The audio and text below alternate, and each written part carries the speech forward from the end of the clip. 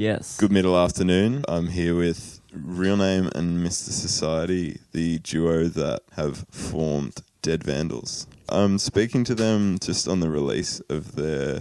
I was under the impression it was an EP at first, but as you were saying earlier, no need to have definitions in this life, am I right? Mr. Real Name? It's just Mr. Name, thank you. Mr. Name. That's his father's name. So, when did you guys start your musical career together? Together, we would have been in year 11? Yeah, year 11, because we were doing band room stuff. Yeah, me and my other friend who rapped, I'll give him a little shout out, Curfew, who is just Don Shield now. Fucking, yeah, me and him just used to write raps together and just like rap in the shed. And Riley was the only dude who seemed confident he could record. When you used to come over to my place and record, I had just zero interest in hip hop, and I just did not understand it. But then you kind of like broke my cherry like to hip hop. We run into the class and give him like little shitty USB beats, and Riley would be like, "Yo, this is fire, man!" But like Riley was at this time making his electronic. What would you call those genres?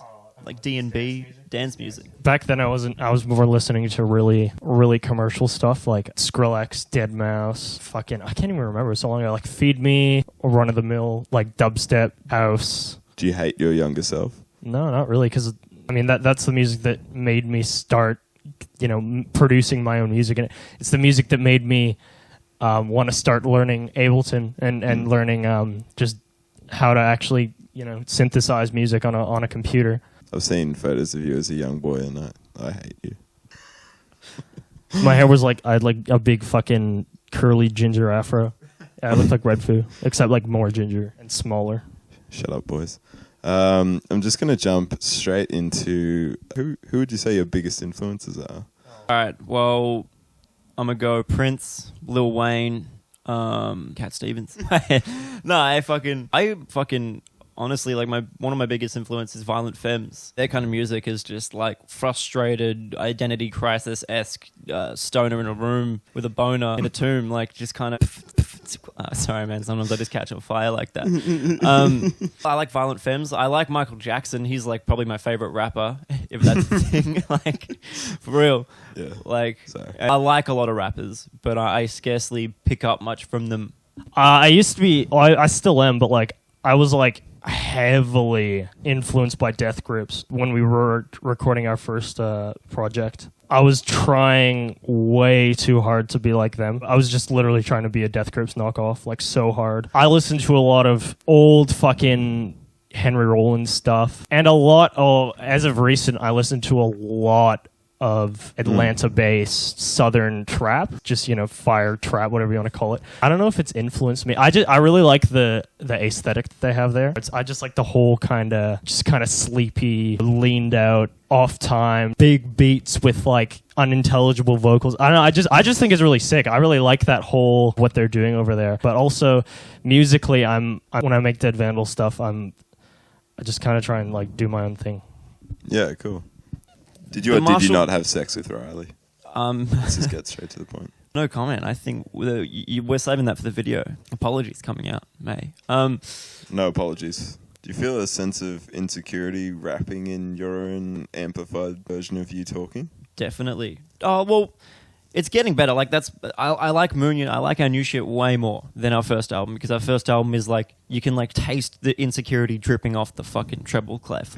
Just like weak voices and like forced sense of urgencies at some points, and it was just because we didn't know like how to do it or what we were really doing. I'm a lot more comfortable now. Like if I record a verse to a track, we only have to re-record it like 500 times as opposed to 6,020, which is like, I don't like the way I sound. Delete this. When we were tracking Moonion, we didn't really do that. Half of the takes we took were like demo takes. That's what you hear on the final product. Just demos. So that's why they're so abhorrent. Now I perform to an empty lounge full of tumbleweed. The only time I make money is when I find coins under sea. Cushions pushing, cons beneath them, so someone will see the big side that I'm fucking sleeping. Could judge my stings like I'm shaving the beard made of bumblebees. When me and Riley were first making shit, I was an Aussie rapper, so to speak. Like I was listening to so much of that fucking get down to the rhymes, like just fucking bullshit that people tend to churn up in their rooms. It's like a plague. Like, there's fucking great Aussie hip hop. Like, I love a few artists. I won't go like fucking name dropping, but like that shit. Yeah, it's where I came from. But when me and Riley were first making shit, Riley was making this almost jarring, almost like challenging kind of music. So I think when there's a sense of insecurity in the voice, it's because I was transitioning from fucking, yeah, all right, check, we're going to go down to the party tonight and talk about how sick we feel. Yeah, drop a beat. Like, Riley's like, no, like, just actually rap, like, be a rapper, like, actually say something. And I'm like, huh? Yeah, it was that. Once Riley fucking grabbed me like a sheep and shore off all my Aussie hip-hop, we could make some good shit. But yeah, Riley had to beat that out of me. It was like Clockwork Orange. Like, he had fucking staples to my eyes, making me just watch chickens dying. This feeds into a nice little segue about real name. Your recent change of name from Lazy 8, who is referenced quite a bit in your first mixtape. When I was first rapping, I was called Terrace. Like, yeah, Terrace MC, like Terrace Central up on the stage. And then once I started hanging out with Riley, it was all sort of like a time in my life when I was just like sick of pretending everything was all giddy and like bright, and I was just like, shit. So I put on this angsty fucking Lazy 8, which means like infinity and nuance and repetitiveness, which I like, but it's real name now because the place where me and Riley are at, it's just such a new level of comfort, and we have such like a clearer direction now. Using Lazy 8 and what it meant and what it felt to me is like redundant now. It was almost like a transitional name for you, like I feel. I like real name because it's also a joke in on itself. The fact that I've changed my name so many times, like this guy's identity crisis is so fucking transparent at this point, which I like because a lot of the shit I rap about is just like, who the fuck am I? Yeah, shut up. I've noticed that you like to spam your way into the public eye. Do you think this is effective, and why do you do it? We used to hate it. And I used to be like, oh no, you fucking... Just let the people find the good music, like you don't. Yeah. But like that's just unrealistic. That's just bullshit. Like you can't sit there and expect people to listen to your music. I don't know about other people. When I'm sitting at home and I see somebody put out something, I don't really care. Like I'm just like, all right. So it depends on who it is, of course. But like some random guy is just like, oh, check me out. I'm just gonna be like, no, I'm gonna go play fucking Bioshock. Is it fair to say you're trying to install some kind of dictatorship? The whole reason I did it, we just changed our mindset. If we really want our music to be heard, we have to get it out there somehow. And as you say, spam to the public eye, I guess, I don't really think of it as spamming to the public eye, but I have a different, view on it because I'm the one actually spamming it to the public eye, apparently. So I just see it as getting our music out there and not forcing people to listen to it, but actually trying to engage people and say, listen to our fucking music because it's fucking good. That's my way of saying it. And currently, you guys don't have any management, do you? Or no, not at the moment. Publicists? No publicists, no management, nothing like that. In terms of staying independent to an extent, is that something that's important to you? I don't really care. I just bump my fucking teeth with the mic. There's a huge transient right there.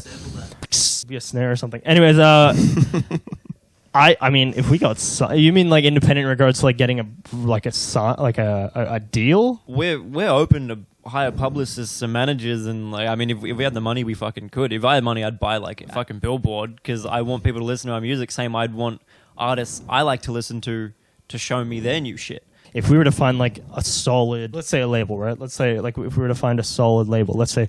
I'll drop names just cause, like, let's say Sub Pop or fucking Stone's Throw or Warp were to sign us. Like that'd be fucking awesome, because they're from what I've heard of them, they're all really great artist, musical oriented labels who put out some awesome alternative music. Those kinds of labels with that kind of ideology, definitely. That would be fucking sick if we could get on something like that. I don't think that's realistically going to happen. You never know, but at the moment, I guess. What are your other artistic interests? Artistic thing. I like making movies. I film shit. I film my life. I film me and Riley making music. I film parties, hanging out with the girlfriend, film myself crying and shaving and shitting. I edit it and put music over it. I keep it on my desktop and never show anybody because I don't put out enough. to really. Yeah, I think Holly told me one time that you don't really put out, but maybe that was a different context. Yeah. Well, I mean, I only put out on bin night, if you know what I'm saying. Yeah.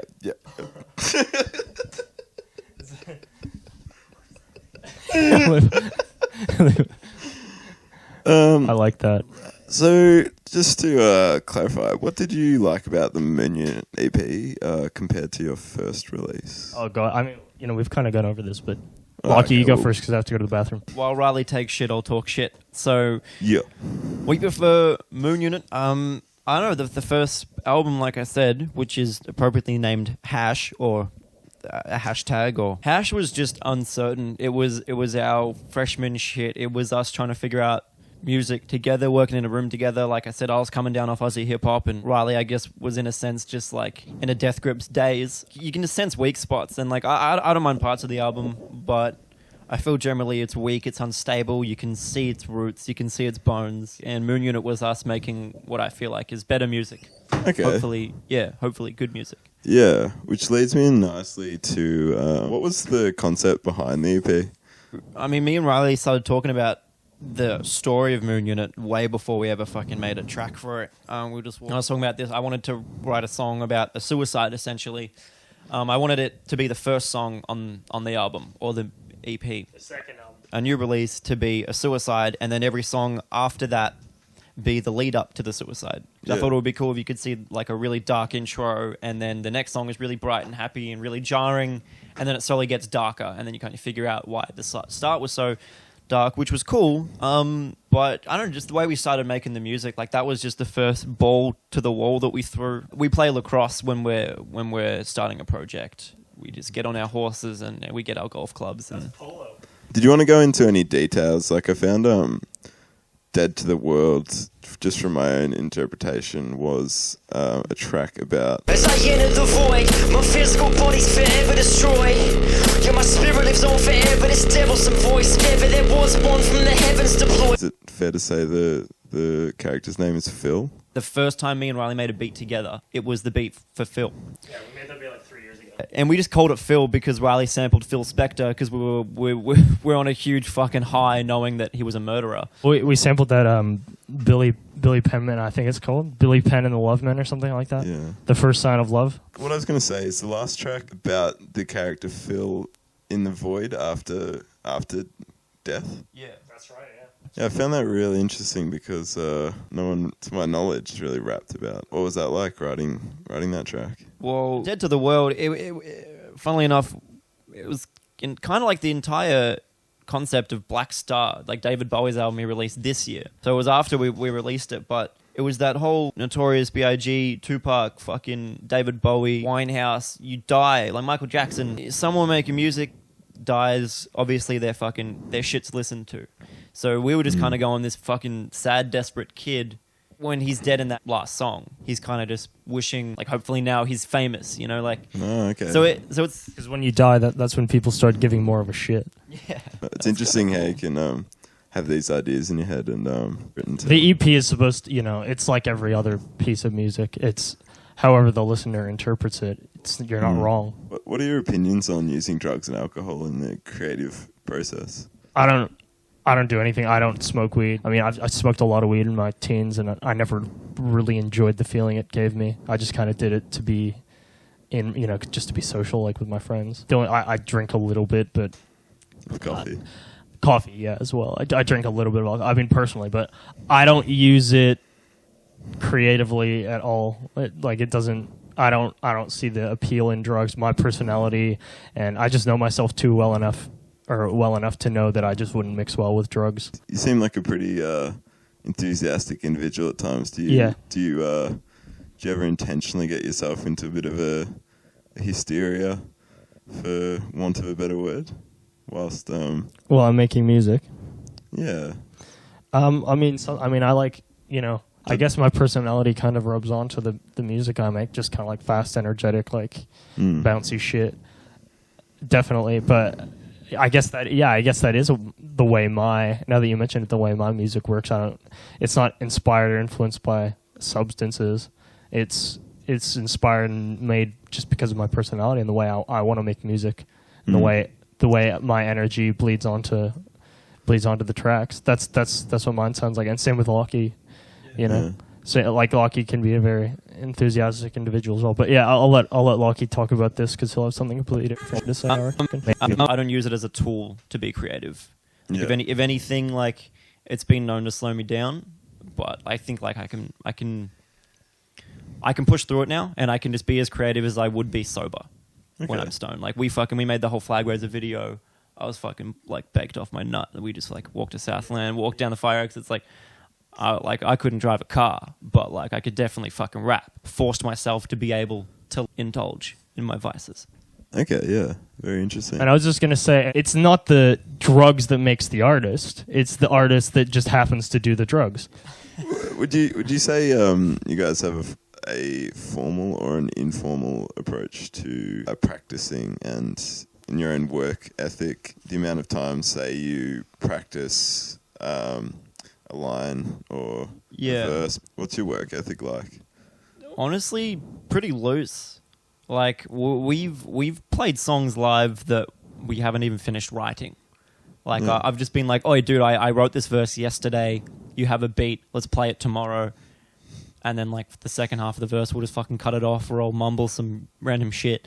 But yeah, and like we've recorded songs and kept those takes for like entire songs, like as I've written them. As we said before, like with Bottle and Dead to the World, they were like the first takes that we just rolled with. Because my opinion is, I fucking hate people who just sit in the studio for a week getting the perfect guitar take. You know what I mean? Like, it's just like, shut the fuck up. Like, you can only like just practice, and when you can play it to a level that is, you know, not just passable, but you feel comfortable with. Yeah. And the other people feel comfortable with. Maybe not even you feel comfortable with, because I know a lot of artists that are very insecure.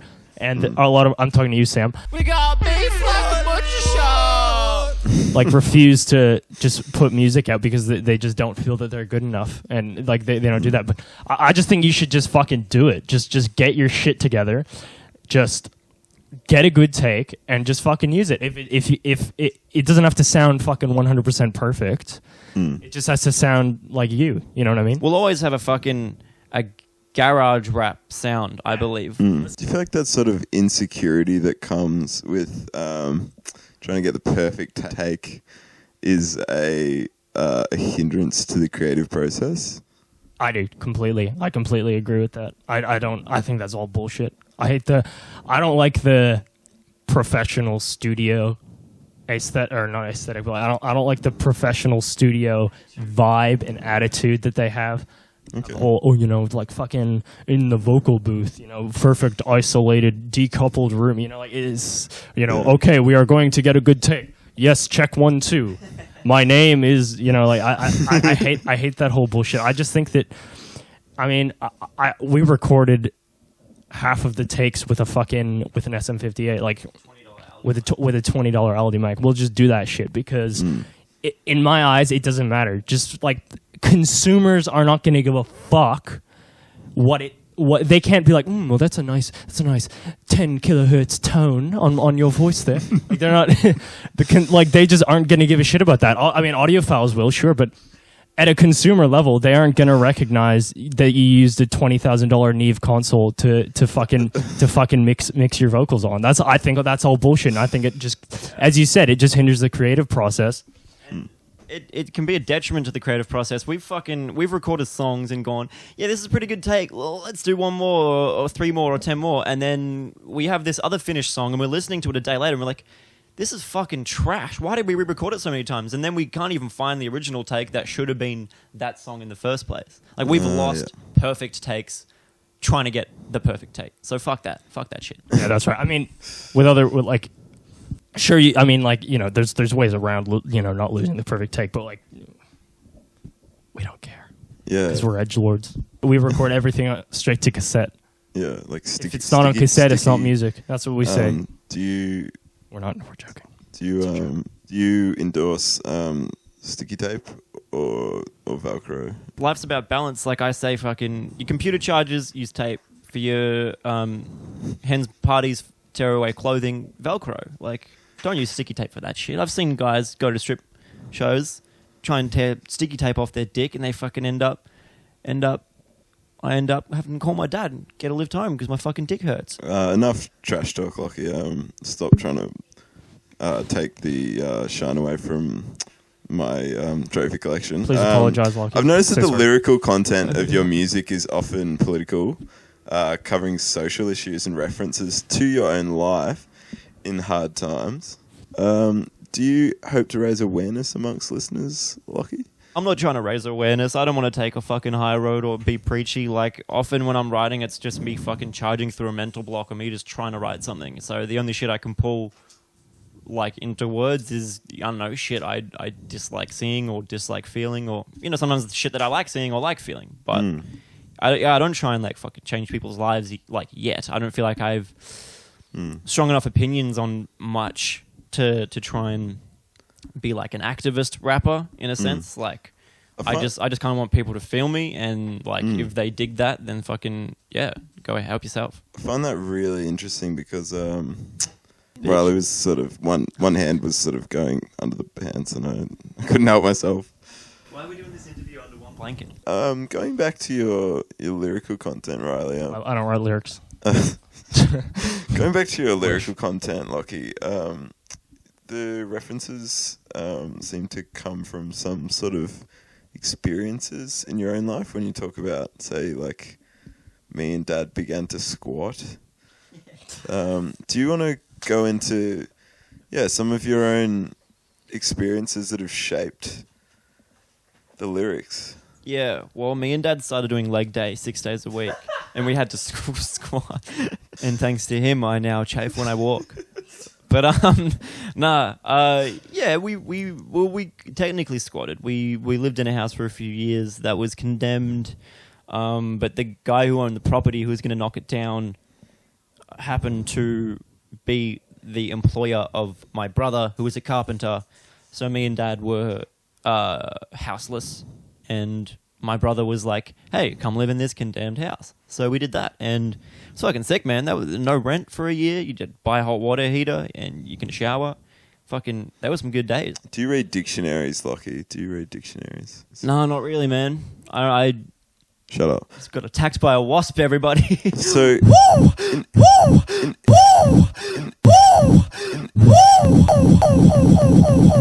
just to wrap it up today. So, what would you say the origins of the EP's title, Moon Unit, come from? Lockie brought me the name. Lockie, we didn't know, we didn't have a name for it. Lockie was like, "What about Moon Unit?" And this is my side. There's an actual story behind it. There's an actual meaning behind it. But Lockie was like, "Oh, what about Moon Unit?" And he gave me the reasons, and I was like, "That's fucking stupid." Like in my head, I was like, "Why the fuck would we call it Moon Unit? Like, why? Like, why? It just sounds like a gay nightclub or something. Like, not that there's anything wrong with gay nightclubs, but like, it just yeah. I'll take offense to that. Yeah, I'm sorry, Will. But he said that to me, and I was just like, oh. And then I sat on it for a bit, and I thought to myself, like, I can't think of a better name. And it means something. It's related to the album conceptually. Okay. So yeah, and Lockie, you can say what it actually means. Well, I drop a whole bunch of fucking like space references in the EP because it's like this kid is so just delusional and disillusioned. Yeah, he's just a space cadet. He's just fucking like fried off his nut, confused, just lost. So I throw in a whole bunch of like fucking, you know, black hole kind of enter the void shit. Like it's all about, and he lives in this, like we've established, he lives in the unit behind the bottle-o. That's just the house he lives. He lives in this crappy flat. Sounds a bit like your house, actually. Yeah, we're sitting in it right now. Yeah, the Moon Unit is this joint that we synthesize the music inside of. So, but to the character, you know, he's obviously, to the world, it's just this shitty unit behind the bottle-o, but because he's so far out in space, it's on like the moon. It's like a little joke. Riley pointed out to me that it's Frank Zappa's daughter's name, which didn't sway me at all. Yeah, I like that. It's also a fucking name. Yo, I'll call out. Shout outs to Moon Unit Zappa, if you're listening. Yeah, fuck yeah. So. Oh yeah, shut up. End of interview. Yeah. Oi, don't Everybody have a good. Everybody be happy. Gappy. SoundCloud.com/deadvandals. deadvandals.bandcamp.com/album/moonunit. Check our shit out. Don't be a square. Check out the Flagwords video. Buy a hard copy of Moon Unit. Check it out. I've been scratching at my noggin like a lock and key, trying to unlock last knock and cheese by killing tracks like I'm a copper thief. So, where is a homonym? Try to write a song, but the problem is I am high and I'm tobogganing down the bottomless pit inside my mind, via the bottom of it. Hair bobbing and slobbering, ties wobbling. Like to try and light a bonfire via bonfire songwriting. I'm the wrong guy to slide some broccoli.